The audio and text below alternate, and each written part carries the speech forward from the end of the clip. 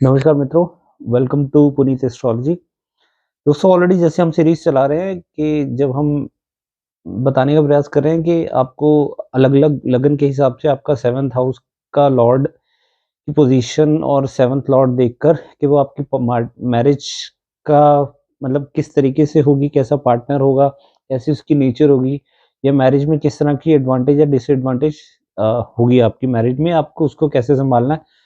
और आज हम धनु लगन के बारे में बात करेंगे। सेजिटेरियस असेंडेंट वालों का 7th हाउस 7th लॉर्ड की पोजीशन को देखकर बताने का प्रयास करूंगा कि आपकी मैरिज लाइफ कैसी रहेगी। ठीक है। सो इससे वीडियो शुरू करने से पहले एक जरूरी सूत्र आपको बता देता हूं जो कि शायद आपकी प्रेडिक्शन में काम आएगा। देखिए दोस्तों, आपका 7th हाउस का लॉर्ड अगर पाप ग्रहों से पीड़ित हो ना, जैसे मान लीजिए आपका 7th हाउस का लॉर्ड केतु से पीड़ित है किसी भी भाव में, आपको लगता है कि यार 7th लॉर्ड पीड़ित है तो मैरिड लाइफ डिस्टर्ब रहेगी, हमेशा उसकी जजमेंट लेने से पहले ये देख लीजिएगा आपका 7th लॉर्ड जो केतु से प्रभावित है या किसी और मैलेफिक प्लैनेट से भी प्रभावित हो तो उसकी डिग्री वाइज डिफरेंस कितना है। अगर विद इन 10 डिग्री हो तो ये क्लोज कंजंक्शन है, तो ये आपकी मैरिड लाइफ को डिस्टर्ब करेगी। अगर ये डिग्री वाइज डिफरेंस ज़्यादा है, दूर दूर है आपके 7th हाउस से डिग्री वाइज, तो आपके 7th हाउस को 7th लॉर्ड को डिस्टर्ब नहीं करेगा, आपकी मैरिड लाइफ अच्छी जाएगी। मतलब डिस्टर्बेंस नहीं होगी। ठीक है। तो ये एक सूत्र है आपके प्रेडिक्शन करने के लिए, 7th हाउस को जज करने के लिए। तो दोस्तों, धनु लगन के बारे में आज शुरू करते हैं। देखिए, धनु लगन में अगर बात करें ना, 7th लॉर्ड मरकरी होने के कारण आपका जो पार्टनर होगा ना, अगर आप मेल है तो फीमेल आपकी पार्टनर कैसी होगी, और फीमेल है या मेल पार्टनर आपका कैसा होगा। बहुत ही talkative, young, intelligent, business minded, might have good knowledge of astrology, क्योंकि बुध स्पीच का कारक है, तो बहुत ही टॉकेटिव और अच्छा वाणी बोलने वाले होंगे, और बुध की पोजीशन अच्छी होनी जरूरी है। ठीक है। बहुत ही काम एंड कंपोज्ड नेचर, बहुत ही कैलकुलेशंस लॉजिक्स के साथ चलने वाले, है ना, शांत स्वभाव के होंगे, और मैथमेटिशियन अच्छे हो सकते हैं, कैलकुलेशंस भी अच्छे हो सकते हैं, सॉफ्टवेयर की अच्छी नॉलेज हो सकती है अगर मरकरी आपका स्ट्रांग है तो किसी भाव में। एंड आपका पार्टनर ऐसे भी हो सकता है कि अपनी वाणी से दूसरे लोगों को प्रभावित करे, है ना। तो बुध एक बहुत ही यंग प्लैनेट है, युवराज बोलते हैं हम इसको प्लैनेट्स के अंदर। तो प्लैनेट आपके पार्टनर की नेचर, मतलब आपके पार्टनर की पर्सनालिटी ऐसी हो सकती है जैसे बिल्कुल बच्चों जैसी लुक हो सकती है।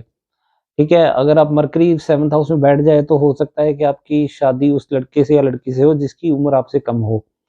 तो मैं आपको अब ये बताने का प्रयास करता हूँ कि अलग-अलग प्लैनेट आपकी कुंडली के हिसाब से अगर 7th हाउस में आके बैठ जाते हैं तो उसकी प्लान पार्टनर की नेचर कैसी होगी, और आपकी मैरिड लाइफ में किस तरह की एडवांटेज या डिसएडवांटेज देखने को मिल सकती है। सबसे पहले हम बृहस्पति को लेते हैं जो कि आपका लग्नेश और 4th हाउस का लॉर्ड है। अगर वो आपके 7th हाउस में आके बैठता है, देखिए बुध जो है ना, बृहस्पति बुध को शत्रु मानता है, पर बुध बृहस्पति को शत्रु नहीं मानता। बट बृहस्पति ऐसी जगह पे बैठ जाता है जहाँ पे वो कंफर्टेबल नहीं है, तो बहुत अच्छी पोजीशन नहीं है ये, मैरिड लाइफ को थोड़ा-सा डिस्टर्ब कर सकती है। वैसे भी जो स्थान हानि वाला जो सिद्धांत है ना, बृहस्पति जिस भाव में बैठता है उसकी हानि करता है, वो इस केस में लागू नहीं होता, क्योंकि पराशर ऋषि ने क्लियर इंडिकेशन दी हुई है, क्लियर बता रखे है, वो शनि के घर में ही नुकसान करता है। जीव क्षेत्र यगस यदा शनि, शनि क्षेत्र यदा जीव, स्थान हानि करो जीव, स्थान वृद्धि करो शनि। इस श्लोक के माध्यम से मैं ये बताने का प्रयास कर रहा हूँ कि पराशर ऋषि कहते हैं कि शनि के घर में बृहस्पति नुकसान करता है और शनि बृहस्पति के घर में वृद्धि करता है। तो ऐसा कुछ नहीं है। बट हाँ, राशि के हिसाब से थोड़ा-सा चैलेंज देखने को मिल सकता है कि आप राशि अच्छी ना होने की वजह से आपका पार्टनर बृहस्पति अपने कारक तत्व जो छोड़ेगा। देखिए, अब आपका पार्टनर देखने में बहुत लंबा-चौड़ा शरीर, फैटी हो सकता है, थोड़ा-सा मोटा हो सकता है, लंबा-चौड़ा जैसे पर्सनैलिटी होती है ना किसी की, नॉलेजेबल होगा। ठीक है। और काफ़ी मतलब हो सकता है कि मतलब नेचर उसकी शांत होगी, कम बोलने वाला, पर रोमांटिक पार्टनर तो बिल्कुल नहीं मिलने वाला। अगर आप रोमांस एक्सपेक्ट कर रहे हैं, तो उसको वो आपको थोड़ी-सी एडजस्टमेंट करनी पड़ेगी। आपका 4th हाउस का लॉर्ड भी है, 7th हाउस में बैठा है, तो आपका पीस ऑफ माइंड ये हो सकता है कि थोड़ा-सा है ना, आप थोड़ा-सा डिस्टर्ब रहे मैरिज को लेकर, है ना? तो आपको अब चाहिए कि आप अपनी मदर की सलाह-मशवरा ना लें और कुछ अपनी एक्टिविटीज़ या अपनी कुछ ऐसी चीज़ें हैं जो आपके पार्टनर को इरिटेट कर रही हैं, उन चीज़ों को बदलें, तो आपकी मैरिड लाइफ स्टेबल रहेगी यहाँ पे, क्योंकि बृहस्पति है ना? और वो अच्छी राशि में तो बैठा नहीं है, तो यहाँ पे बहुत अच्छा पोज़ीशन नहीं है बृहस्पति की मैरिज हाउस के लिए। बट आपका इसका जो डिस्पोज़िटर है बुध, वो भी देख लेना चाहिए।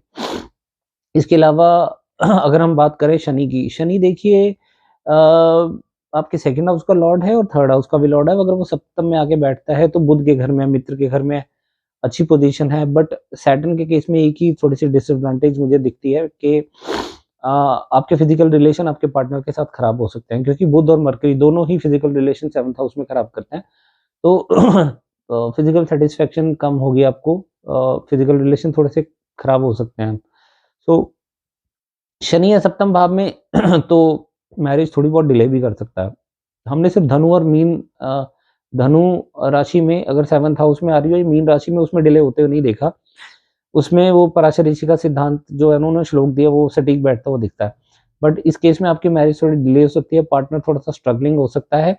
पार्टनर जीवन के शुरुआती जीवन में स्ट्रगल करेगा, पर मित्र घर में है तो वो राइज़ कर जाएगा, क्योंकि आपका शादी के बाद भाग्योदय भी होगा, क्योंकि जो थर्ड हाउस का लॉर्ड है ना वो फ्रेंडली रहते हैं। थर्ड हाउस का लॉर्ड यानी कि सप्तम से नवम स्थान है, तो भाग्य उदय है, ठीक है? शादी के बाद आपकी कम्युनिकेशन बहुत अच्छी रहेगी। आपकी जो कम्युनिकेशन के साथ-साथ आप मतलब आप अपने पार्टनर के साथ सारी बातें शेयर करना चाहेंगी। अगर आप ऑनलाइन कोई बिज़नेस कर रहे हैं या ऑनलाइन सोशल मीडिया का बहुत शौक है, तो आपका हस्बैंड आपको सपोर्ट करेगा, क्योंकि वो फ्रेंडली साइन में बैठा है। क्योंकि third house social media, YouTube, Facebook, Insta ये सब चीज़ें होती है, तो रिस्ट्रिक्शंस नहीं लगाएगा वो, मतलब विल बी वेरी फ्रेंडली। और आपको वैसे भी बुध की राशि बहुत ही फ्रेंडशिप का कारक है, तो बहुत फ्रेंडली साइन में बैठा है, तो आपको मदद करेगा। ठीक है, शादी के बाद बहुत अच्छा घूमना-फिरना मिलेगा। आप काफ़ी सारी बातें मतलब आपको लोगों के बीच में कम्युनिकेशन बहुत अच्छा रहेगा। सेकंड हाउस का लॉर्ड है तो वो आपका सैटर्न शादी के बाद फाइनेंसेस भी ग्रो करेगा। बट सैटर्न है आपका सेकंड हाउस का लॉर्ड, तो आपको मेहनत के बाद ही होगा। सैटर्न कुछ भी बैठे-बिठाए नहीं देता। सैटर्न 7th हाउस में काफ़ी पार्टनर रिस्पॉन्सिबल होगा और रिस्पॉन्सिबिलिटी समझेगा आपको, और आप अपनी मैरिज को भी तो काफ़ी मैच्योर होगा। तो वैसे भी सैटर्न 7th हाउस में तो पार्टनर कंट्रोल में रहता है, लॉयल रहता है पार्टनर, काफ़ी वफ़ादार पार्टनर होता है। इन दैट केस बहुत अच्छी पोज़ीशन है सैटर्न की, कोई बुरी पोज़ीशन नहीं है ये। 4th लॉर्ड के बारे में जुपिटर है वो मैं ऑलरेडी बता चुका हूँ। अ, मंगल आपके पंचम का भी लॉर्ड है और 12वें भाव का भी स्वामी है। देखिए, ये पोज़ीशन बहुत अच्छी नहीं है। आप कोशिश करेंगे लव मैरिज होने के लिए तो बट ये आसान नहीं रहने वाली। पहली बात तो मंगल सप्तम भाव में है, तो आपका पार्टनर बहुत ही देखने में मतलब हो सकता है ना मस्कुलिन टाइप का, बॉडी बिल्डर टाइप का हो सकता है। उसे खुद भी बॉडी बिल्डिंग का बहुत शौक होगा। फुल ऑफ पैशन, घूमने-फिरने वाला, मतलब बहुत ही फूडी, है ना? थोड़ा-सा एक ऐसे पार्टनर होगा जो एक ही इंसान गिव अप नहीं करता इतनी आसानी से, चीज़ें हार नहीं मानता। कोई बहुत ही करेजियस हिम्मत, बट जहाँ मंगल हो वहाँ लड़ाई झगड़े ना हो, वैसा हो नहीं सकता। और वो नेगेटिव साइन में बैठा है तो पार्टनर के साथ थोड़े से झगड़े भी दे सकता है। तो उस पोज़ीशन में किसी शुभ ग्रह का प्रभाव आता है तो मैरिड लाइफ़ चल जाएगी आपकी, बट आपको पार्टनर के नेचर के साथ एडजस्ट करना पड़ेगा, क्योंकि मंगल है, एक्स्ट्रा एनर्जी है उसकी बॉडी में, तो वो ज़रूर कहीं न कहीं वो ऐसा ज़रूरी नहीं है कि वो बहुत एनर्जेटिक है तो आप भी उतने ही ऐसे रिस्पॉन्ड करोगे उसको। पर मंगल सप्तम भाव में होने की वजह से पार्टनर थोड़ा-सा डोमिनेटिंग भी हो सकता है।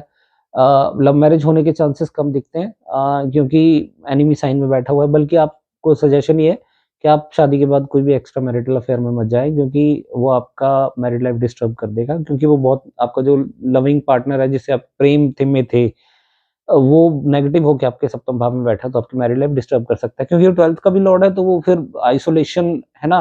शादी के बाद विदेश में जाके आप थोड़ा-सा परेशान हो सकते हैं। अगर विदेश चले जाते हैं आप अपने पार्टनर के साथ, आपको परेशानी हो सकती है, क्योंकि 12th हाउस का लॉर्ड एक्स्ट्रा मैरिटल अफेयर खुद के भी देता है, हिडन अफेयर्स दिखाता है शादी के, इंडिविजुअली आपकी जिसकी ये कुंडली है।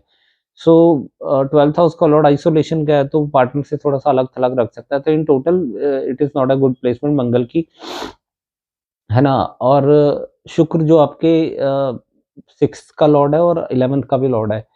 सी राशि के हिसाब से तो ठीक है, फ्रेंडली साइन में है। कोशिश करेगा कि उसके 6th हाउस के जो नेगेटिव एट्रिब्यूट या जो भी नेगेटिव चीज़ें आ रही हैं, उसको फ्रेंडली तरीके से हैंडल करने की कोशिश करेगा वो प्लैनेट।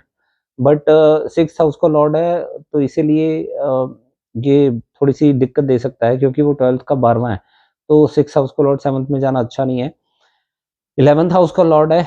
11th हाउस का जब भी संबंध सप्तम से बनता है तो एक से ज़्यादा शादी होने के योग होते हैं। पर नो डाउट आपका वीनस 7th हाउस में है, वो वन टाइम जो भी आपका पार्टनर होगा देखने में सुंदर होगा, सेंसुअल होगा, डांसिंग, सिंगिंग का शौक रखने वाला, फूडी हो सकता है, खाने-पीने सुंदर-सुंदर फ्लर्टिंग नेचर का हो सकता है, सुंदर-सुंदर चीज़ें देख के अट्रैक्ट हो जाना। तो ये सब चीज़ें नेचर होती हैं वीनस की, है ना? दूसरों से एक्सपेक्टेशन रखने वाला और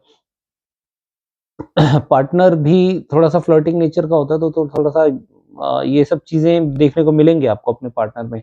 बट समहाउ यही कारण ना बन जाए आपके मैरिज टूटने का क्योंकि दूसरा कॉम्बिनेशन जो इसका ये 11th हाउस का लॉर्ड है वो भी 7th हाउस में बैठा है तो जब भी गेन हाउस के साथ 7th का संबंध बनता है तो एक से ज़्यादा मैरिज होने के योग होते हैं।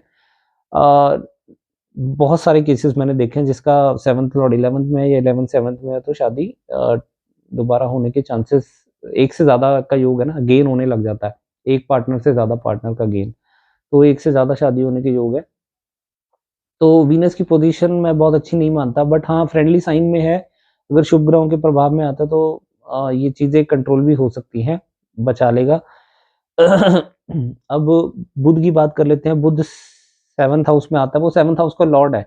बहुत अच्छी पोज़ीशन है मैरिज हाउस में लेके बस मुझे ऐसा लगता है कि मरकरी और सैटर्न 7th हाउस में हो तो थोड़ा-सा फिज़िकल रिलेशन खराब रखते हैं। अदरवाइज़ ये 7th हाउस के लिए पोज़ीशन अच्छी है, मैरिड लाइफ़ अच्छी रहेगी, पार्टनर बहुत ही यंग लुकिंग बच्चों जैसी लुक वाला होगा, हो सकता है उम्र में छोटा भी हो, जोक्स क्रैक करने वाला, खुश रहने वाला।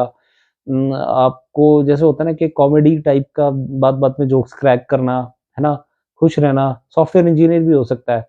कम्युनिकेशन स्किल्स अच्छे हो सकते हैं, राइटिंग स्किल्स अच्छे हो सकते हैं, गुड मैथमेटिशियन हो सकता है, एस्ट्रोलॉजर हो सकता है ना? और मतलब काफ़ी फ्रेंडली होगा और बहुत अच्छी पोज़ीशन है क्योंकि ये बुध आपके 7th हाउस का लॉर्ड 7th में बैठा है तो आपके ये करियर में वृद्धि भी देगा क्योंकि जो सप्तम भाव होता है ना वो दशम से दशम स्थान है और दशम से दशम स्थान बहुत स्ट्रॉन्ग पोज़ीशन में बैठा है मरकरी तो आपको ये इंडिविजुअली जिसकी ये कुंडली है उसको जॉब्स में प्रमोशंस या बहुत आगे तक लेके जाएगा ये मरकरी। अगर मरकरी का सैटर्न अगर 7th हाउस में होता तो सैटर्न तो कॉन्ट्रैक्ट करता है चीज़ों को, तो अगर 7th हाउस में सैटर्न होता है तो फिर आपके दशम से दशम में वृद्धि आने में अड़चनें, रुकावट बहुत हार्ड वर्क के बाद ही आपको तरक्की मिल पाती है। तो it's just I just wanted to add something कि जिसमें आपको ये चीज़ वैसे आउट ऑफ कॉन्टेक्स्ट थी पर आपको हेल्प कर सकती है। मरकरी के अलावा अगर हम बात करें तो चंद्रमा जो कि आपका अष्टम का लॉर्ड है, मैंने पहले भी वीडियो में बताया है कि वो अष्टम का जो लॉर्ड है ना, वो अगर अपने से 12वें में बैठा हुआ है और बैठा भी वो बुध के साइन में है। देखो चंद्रमा किसी को शत्रु नहीं मानता, पर बुध का वो शत्रु है तो आपको बुध चंद्रमा की प्लेसमेंट हालाँकि पार्टनर बहुत देखने में सुंदर होगा, इमोशनल होगा, मूडी होगा, डरपोक होगा थोड़ा-सा, है ना? डिसीजन लेने में बहुत टाइम लगाता है, जिसका मून जिस हाउस में जिसके लगन में आके बैठता है। है ना? अनटिल अनलेस कोई ऐसा करेज देने वाला प्लैनेट उसको देख ना रहा हो या बैठा ना हो और बट इस केस में आपके ससुराल के साथ रिलेशन खराब हो सकते हैं, आपकी खुद की उम्र भी कम कर देता है ये, अगर वो आयु कारक शनि भी पीड़ित है और अष्टम भाव पे भी कोई पाप प्रभाव आ जाता है, जैसे केतु बैठा हो, केतु वैसे भी अष्टम भाव में उम्र कम करता है। ससुराल से थोड़ा-सा रिलेशन आपके पार्टनर की स्पीच खराब हो सकती है क्योंकि 8वां भाव जो है ना आपके पार्टनर की स्पीच है, वो अपने लिए से लॉस हाउस में बैठा है। तो आपके पार्टनर को फाइनेंस की कमी भी करेगा ये, पैसे कम होंगे, सेविंग्स कम होगा। तो चंद्रमा अगर बट पर्सनैलिटी की बात की जाए आपके पार्टनर की तो पर्सनैलिटी अच्छी होगी, आपका पार्टनर अच्छा देखने में होगा, मैंने बताया बहुत सुंदर होगा, चंद्रमा इज़ ब्यूटी सुंदरता देता है। ठीक है? अगर हम बात करें 9th हाउस का लॉर्ड सूर्य, सूर्य अगर आपके यहाँ पे आके बैठता है, न्यूट्रल साइन है, पार्टनर बहुत इगोइस्टिक होगा, जिसको बोलते हैं अथॉरिटी होता है ना सन, तो ऑर्डर्स लेना पसंद नहीं है, ऑर्डर्स देना और हो सकता है कि वो उसके पास विरासत में कुछ ऐसी चीज़ें हों जो उसको उसको जिस चीज़ का अहंकार होने लग जाता है जिसके कारण वो थोड़ा-सा डोमिनेट करता है चीज़ें। पर सूर्य अगर सप्तम भाव में ना बहुत एम्बिशियस भी होता है बंदा, आपका जो पार्टनर होगा, उसको स्टेटस बनाना हर हाल में, उसको बहुत बड़ा घर चाहिए, बड़ा गाड़ी चाहिए, वो स्टेटस बनाना उसको, राजा की तरह जीवन जीना है। इसके लिए वो फाइट भी करता है, मेहनती भी होता है काफ़ी, सूर्य है लगन में, तो काफ़ी इंसान को मेहनती भी बनाता है। अ, सरकारी काम निकलवाना मतलब उसको अच्छे से आएगा जैसे क्योंकि गवर्नमेंट मतलब क्या होता है ना कि हर प्लैनेट का एक कारक तत्व होता है, तो उसके गुण उसके अंदर ज़रूर पाए जाएँगे, है ना? और अब बात कर लेते हैं कि बुध की मैं ऑलरेडी बात कर चुका हूँ, जो कि 10th लॉर्ड भी है, 7th लॉर्ड भी है। तो 10th लॉर्ड है, अगर वो आपके सप्तम में आके बैठता है तो इज़ अ गुड साइन कि आपका करियर को भी बूस्ट मिलेगा, है ना? शादी के बाद आपका करियर ग्रो कर सकता है। तो आपको आपके पिता के साथ भी रिलेशन अच्छे होंगे, पिता बहुत फ्रेंडली होकर आपके, क्योंकि दशम भाव से पिता देखते हैं तो वो फ्रेंडली होके 7th हाउस में आपको अपनी, जब भी मैरिड लाइफ में डिस्टर्बेंस हो तो आप अपने फादर से ज़रूर गाइडेंस लें कि उसको कैसे हैंडल करूँ मैं चीज़ें, अगर आपको समझ में नहीं आ रहा तो, ठीक है? और शुक्र के बारे में ऑलरेडी बता चुका हूँ, जो कि 11th लॉर्ड है, 6th लॉर्ड है, ऑलरेडी डिफाइन कर चुका हूँ इस चीज़ के बारे में। एक से ज़्यादा मैरिज दे सकता है वो आपको, है ना? बट अगर मैरिज स्टेबल रहती है किसी शुभ ग्रहों की दृष्टि के कारण, तो आपको शादी के बाद कुछ ना कुछ आपकी डिज़ायर्स पूरी होते हुए दिखेंगी यहाँ पे, ठीक है? मंगल के बारे में भी मैं ऑलरेडी बता चुका हूँ, जो कि आपका 5th लॉर्ड भी है। सो बेसिकली ये आप सजिटेरियस असेंडेंट धनु लगन वालों के लिए था ये वीडियो। सो वीडियो आपको कैसी लगी है तो प्लीज़ कमेंट बॉक्स में ज़रूर बताइएगा, एंड मैं मिलूँगा नेक्स्ट वीडियो में। Till then you take care and please please do subscribe ज़रूर करें। This is something very important, means a lot, and this will help us grow, and thank you for watching the video. जय श्री कृष्ण।